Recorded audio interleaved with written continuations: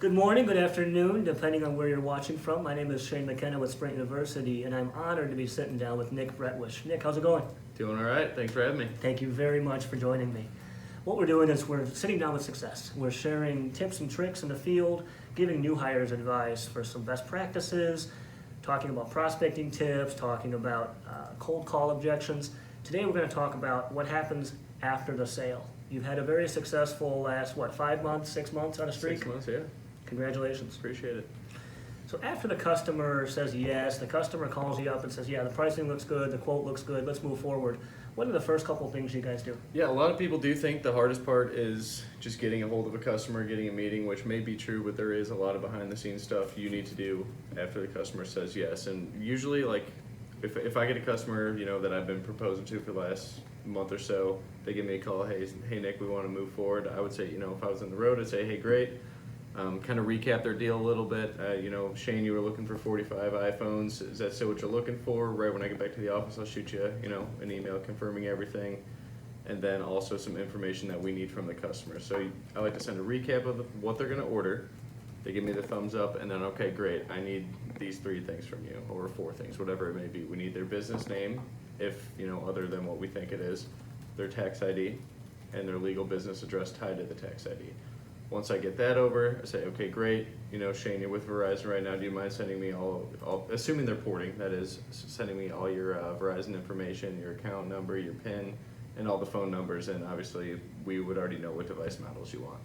So maybe if there's a different breakdown of devices, like you want a couple iPhone 7 Pluses and then a couple iPhone 7 regulars, what phone numbers are going to be tied to each device so everything's running smoothly.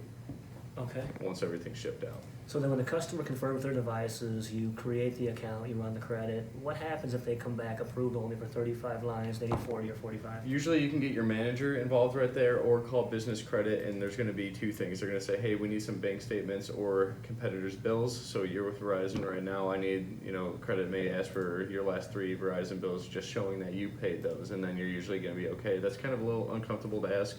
So I prefer to position it, let my manager get involved and have him call credit, and then they usually call me back and say, hey, that's great, we just want to verify with your customer Shane, hey, you're approved for 35 lines, we heard you want to order 45, is this true? And then that's a lot easier of a conversation to have with a customer than, hey, start faxing me over 3-year Verizon bills. Okay.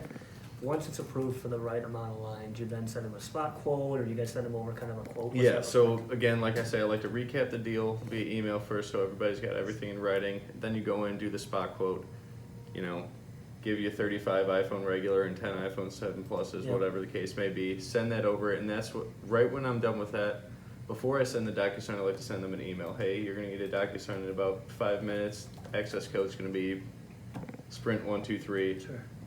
Let me know when you get that, sign that, or review it, obviously, and let me know if you have any questions. Usually, you don't get any questions regarding it, unless there's like a promo that says, hey, this phone is supposed to be buy one, get one. The lease agreement doesn't necessarily say that, because you're leasing the equipment. It's not a rate plan credit DocuSign, it's just for the equipment. But yeah, usually that goes smoothly. You get it right back, and then you do your NWO and ship it out.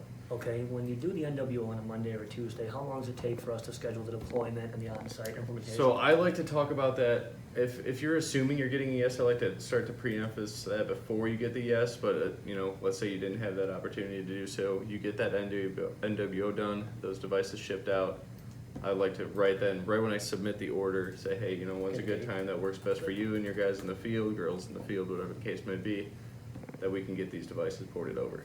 So you talk about scheduling the port, you talk about actually scheduling the employees coming in. Exactly, and that's something that we, like Sue Van Housen's my IPM and Catherine Worthington, I like to get them involved so they can run that call because they are actually the ones that are going to be doing the hands-on deployment. I like to go on site as well, but that's their job. My biggest advice to a rep would be use your IPM. So that's your job.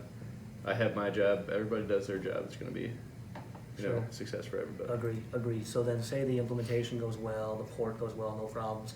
When do you check back in with the customer and do kind of a bill review? I like to check, you just check in with them like a week later, just make sure everything's going okay. If you had like buybacks or something you had to do, now would be a good time to, hey, did everything back up to the iCloud? Are you ready to send your old phones in for, additional credits, or if there was some, contractual obligation that they had to do. But I like to check in about a week in, just see everything's running smoothly. You know, what if the guys are in the field saying, hey, Sprint sucks, or this is way better than Verizon. Just any kind of feedback, good or bad. It's always good to get that as soon as you can. To, you know, if you got to escalate it, you can. And then obviously first bill review. That's something as well that you want to get your IPMs involved with. Good, and then, That's about 30 days out.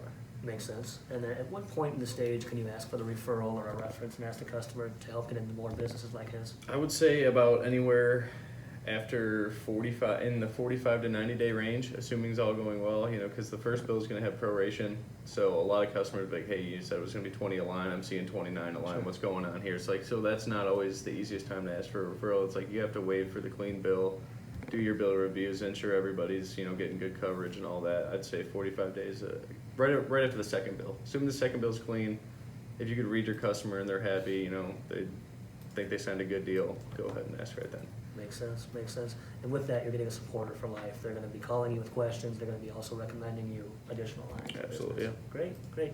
Nick, I can't thank you enough. Thank you very much for Hey, sitting down. with appreciate Success. Again, Shane McKenna, Nick Bretwisch.